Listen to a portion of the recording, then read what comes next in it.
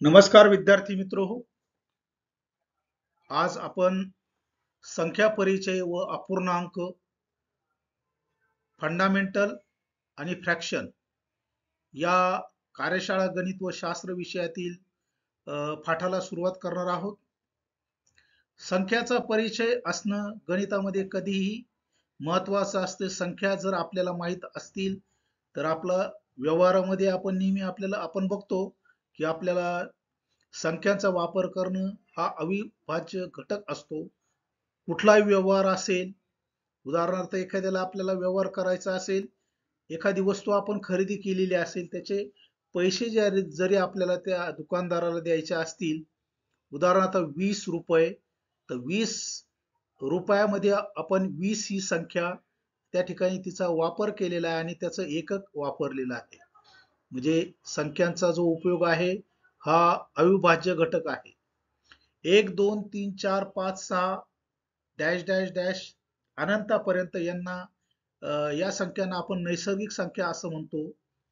या संख्यामध्ये ज्या संख्यांना 2 ने निशेष भाग जातो त्या संख्यांना आपण समसंख्या असं म्हणतो. ज्या संख्यांना 2 ने निशेष भाग जात नाही त्यांना विषम संख्या असं म्हणतो. समसंख्या उदाहरणार्थ 2 4 6 डॅश डॅश डॅश आपण अनंतापर्यंत ज्या संख्यांना 2 ने भाग जातो त्या संख्या.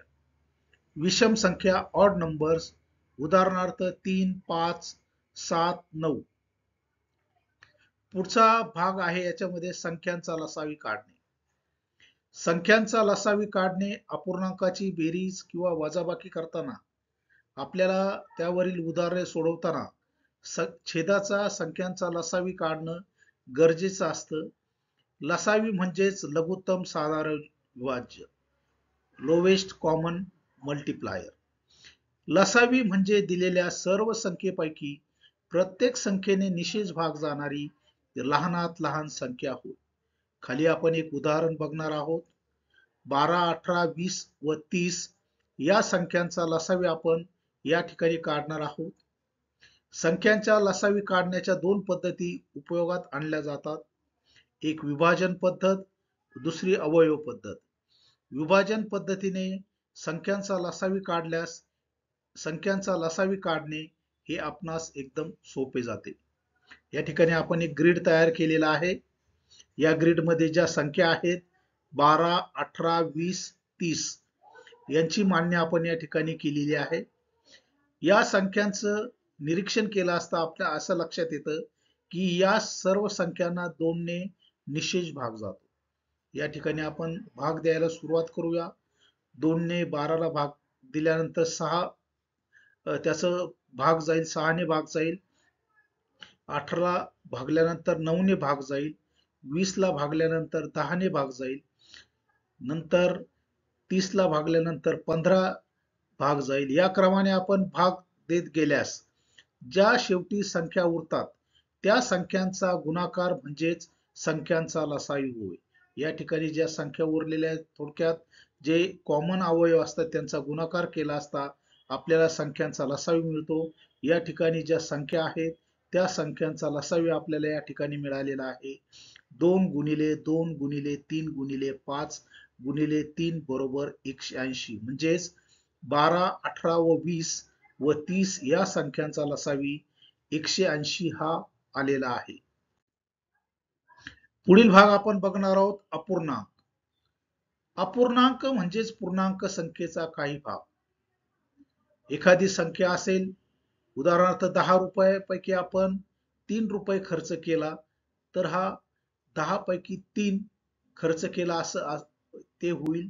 ते लिहिताना आपल्याला ते व्यवहारी अपूर्णांकातही आपल्याला लिहिता येतं. व्यवहारी अपूर्णांकामध्ये अपूर्णांकाचा हा पहिला प्रकार आहे की ज्याला कॉमन फ्रॅक्शन असं म्हटलं जातं. व्यवहारी अपूर्णांकाचे तीन प्रकार पडतात. सम अपूर्णांक प्रॉपर फ्रॅक्शन, उदाहरणार्थ 3/4 4/5 5/6. या संख्यांचं या अपूर्णांकाचं ऑब्झर्वेशन केलं असता आपल्या असं लक्षात येतं की अंश आणि छेद यांचा फरक आपण विचारात घेतला तर अंश हा मोठा असून छेद हा लहान आहे. म्हणजेच अशा अपूर्णांकाला सम अपूर्णांक प्रॉपर फ्रॅक्शन असं म्हटलं जातं. पुढचा जो प्रकार आहे विषम अपूर्णांक इम्प्रॉपर फ्रॅक्शन. यामध्ये अंश मोठा असतो व छेद लहान असतो. उदाहरणार्थ 5/4, 11/5, 15/12. पुढचा अपूर्णांक आहे मिश्र अपूर्णांक. पूर्णांक संख्या व अपूर्णांक संख्या यांच्या संयोगाने तयार होणारा अपूर्णांक म्हणजेच मिश्र अपूर्णांक होय. उदाहरणार्थ 3/1/4, 5/4/5 असं आपल्याला म्हणजेच थोडक्यात त्या ठिकाणी पूर्णांक संख्या असते. त्या पूर्णांक संख्येला अपूर्णांक संख्या जोडली असता मिश्र अपूर्णांक तयार होतो. संख्या परिचय व अपूर्णांक या पाठामध्ये आपल्याला अपूर्णांकाची बेरीज व वजाबाकी यावरील उदाहरणे परीक्षेमध्ये विचारली जातात किंवा स्पर्धा परीक्षेमध्ये सुद्धा आपल्याला अपूर्णांकाची बेरीज किंवा वजाबाकी करणं गरजेचं असतं. अपूर्णांकाची बेरीज किंवा वजाबाकी करताना जो नियम आहे तो नियम या पद्धतीचा असेल. अपूर्णांकाची बेरीज किंवा वजाबाकी करताना प्रथम मिश्र अपूर्णांक असल्यास त्याचे व्यवहारी अपूर्णांकात रूपांतर करावे. त्यानंतर छेदस्थानी असलेल्या संख्यांचा लसावी काढावा. लसावी छेदस्थानी लिहावा. नंतर प्रत्येक अपूर्णांकाच्या छेदाने लसावीला भागून येणाऱ्या भागाकाराने त्या अपूर्णांकातील अंशाला गुणावे व सर्व अपूर्णांकाच्या अंशाची बेरीज किंवा वजाबाकी करावी. बेरीज अपूर्णांकाची बेरीज आणि वजाबाकी करताना या नियमाप्रमाणे उदाहरणं आपल्याला सोडविता येतात. या ठिकाणी एक आपण बेरीज आणि वजाबाकीचं उदाहरण बघणार आहोत. 1/2/4 अधिक 1/6 अधिक 3/8 या अपूर्णांकाचं आपण निरीक्षण केलं असता पहिला अपूर्णांक हा आपल्याला मिश्र अपूर्णांक दिसतो. या मिश्र अपूर्णांकाचं रूपांतर आपण व्यवहारी अपूर्णांकात करून घ्यायचं. व्यवहारी अपूर्णांकात रूपांतर करताना जो छेद आहे छेदाने पूर्णांक संख्येला गुणून जो अंश आहे तो आलेल्या गुणाकारामध्ये मिळवल्यास आपल्याला मिश्र अपूर्णांकाचे रूपांतर व्यवहारी अपूर्णांकात मिळते. 4/1/4/2/6 म्हणजे 6/4 हा आपल्याला या ठिकाणी मिश्र अपूर्णांकाचा व्यवहारी अपूर्णांकात रूपांतर केलेला आहे. या ठिकाणी सर्व अपूर्णांक ही व्यवहारी अपूर्णांकात झाल्यामुळे आपल्याला हे उदाहरण सोडवणे सोपे होईल. यासाठी अपूर्णांकाची बेरीज करताना प्रथम आपल्याला 4, 6, 8 या संख्यांचा लसावी काढणं गरजेचं आहे.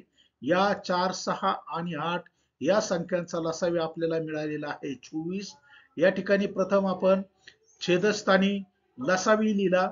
लसावी लिहिल्यानंतर जो छेद आहे त्या छेद या ठिकाणी अंश लिहून छेदाने लसावीला म्हणजे 4 ने 24 ला भाग दिल्यानंतर 6 ही संख्या मिळाली. त्याच पद्धतीने 6 ने 24 ला भाग दिल्यानंतर 4 ही संख्या मिळाली. 8 ने 24 ला भागल्यानंतर 3 ही संख्या मिळाली. या पद्धतीने आपल्याला जो भागाकार मिळालेला आहे 6, 4 आणि 3 या पद्धतीने आपण 6 गुणिले 6 अधिक 1 गुणिले 4 अधिक 3 गुणिले 4 छेदस्थानी 24 असेल. 6 गुणिले 6 36 अधिक 4 अधिक 9 छेद 24 म्हणजेच या ठिकाणी आपल्याला या प्रश्नाचं उत्तर मिळालेलं आहे. या प्रश्नाचं उत्तर मिळालेलं आहे 49/24. वजाबाकीचं उदाहरण याच पद्धतीने सोडवलेलं आहे. ज्या पद्धतीने बेरजेचं आपण उदाहरण घेतलेलं आहे बेरजेच्या उदाहरणामध्ये आपण इथं बेरीज केलेली आहे त्याच पद्धतीने वजाबाकीच्या उदाहरणामध्ये या ठिकाणी वजाबाकी करणं गरजेचं आहे. अपूर्णांकाचा गुणाकार. अपूर्णांकाचा गुणाकार दोन किंवा अधिक अपूर्णांकाचा गुणाकार करताना तिरकस ठिकाणी संक्षिप्त रूप देत असल्यास ते द्यावे. नंतर अशा अंशाचा गुणाकार व छेदाछेदाचा गुणाकार करावा. उदाहरणार्थ या ठिकाणी एक आपण उदाहरण बघतोय 2/4 गुणिले 12/6 या ठिकाणी प्रथम आपण जो मिश्र अपूर्णांक आहे त्या मिश्र अपूर्णांकाचं रूपांतर व्यवहारी अपूर्णांकात करूया. 4 दुने 8 अधिक 2 म्हणजे आपल्याला या ठिकाणी अपूर्णांक मिळालेला आहे 10/4. या ठिकाणी जर आपण बघितलं तर 10 आणि 6 याला आपल्याला संक्षिप्त रूप देता येईल. 2 ने भाग जातो याला 2 त्रिक 6 आणि 2 पंचे 10. तसेच या ठिकाणी तिरकस ठिकाणी 4 आणि 12 या संख्या आहेत. 4 ने आपण या तिरकस ठिकाणी भाग दिला तर 4 1 4 4 त्रिक 12 या संख्या आपल्याला मिळतात. या ठिकाणी आपल्याला पहिल्या अपूर्णांकामध्ये 5/1 गुणिले 3/3 या संख्या मिळालेल्या आहेत. या पद्धतीने अपूर्णांकाचा अंशाचा गुणाकार आणि छेदाचा गुणाकार केला असता आपल्याला 15/3 हे या अपूर्णांकाच्या गुणाकाराचं उत्तर मिळतं. अपूर्णांकाचा भागाकार. दोन किंवा अधिक अपूर्णांकाचा भागाकार करताना भागाकाराला गुणाकाराच्या स्वरूपात लिहावे, म्हणजेच भाजकाचा व्यस्तांक करावा, म्हणजेच छेद अंशस्थानी व अंश छेदस्थानी लिहावा. त्याच पद्धतीने जसं आपण गुणाकाराचं उदाहरण सोडवतो त्याच पद्धतीने अंशांशाचा गुणाकार आणि छेदाछेदाचा गुणाकार करावा. या ठिकाणी या उदाहरणामध्ये आपण बघतोय 3/6/3 भागिले 25/3 या अपूर्णांकाचं आपण प्रथम व्यवहारी अपूर्णांकात रूपांतर करूया. 3 त्रिक 9, 9 अधिक 6 15/3 डिवाइड भागिले 25/30 या ठिकाणी भाजकाचा व्यस्तांक करून म्हणजेच अंश छेदस्थानी व छेद अंशस्थानी लिहिले म्हणजेच त्या उदाहरणाचं रूपांतर गुणाकारात होईल. ज्याप्रमाणे आपण गुणाकाराचं उदाहरण सोडवतो त्याच ठिकाणी तिरकस ठिकाणी संक्षिप्त रूप देता येत असल्यास ते संक्षिप्त रूप द्यावे. अंशाचा व छेदाचा गुणाकार करावा. या ठिकाणी 15/3 आणि 30/25 तिरकस ठिकाणी जर रूपांतर भाग दिला आपण 5 ने भाग दिला किंवा या ठिकाणी आपण 5 ने भाग दिला असता 5 5 25 आणि 5 ते 15 या ठिकाणी 3 1 3 3 10 30 या पद्धतीने आपल्याला अंशासाठी संख्या मिळतात. 3 गुणिले 10 व छेदा ठिकाणी 1 गुणिले 5 बरोबर 30/5 हे या आपल्या उदाहरणाचं म्हणजेच अपूर्णांकाचा भागाकाराचं उदाहरण या पद्धतीने सोडवावे. दशांश अपूर्णांक. कोणत्याही अपूर्णांकाचा छेद 10 किंवा 10चा गुणक असतो. म्हणजेच उदाहरणार्थ 1/10 म्हणजेच 0.1 किंवा 1/100 0.001. काही उदाहरणं या ठिकाणी बघूया आपण. 12.2 गुणिले 4 हा जर गुणाकार केला आपण तर या ठिकाणी दशांश अपूर्णांकाला आपण 4 ने गुणणार आहोत. 4 दुने 8 या ठिकाणी 8 संख्या लिहिलेली आहे. दशांश चिन्ह दिलेलं आहे आपण 4 दुने 12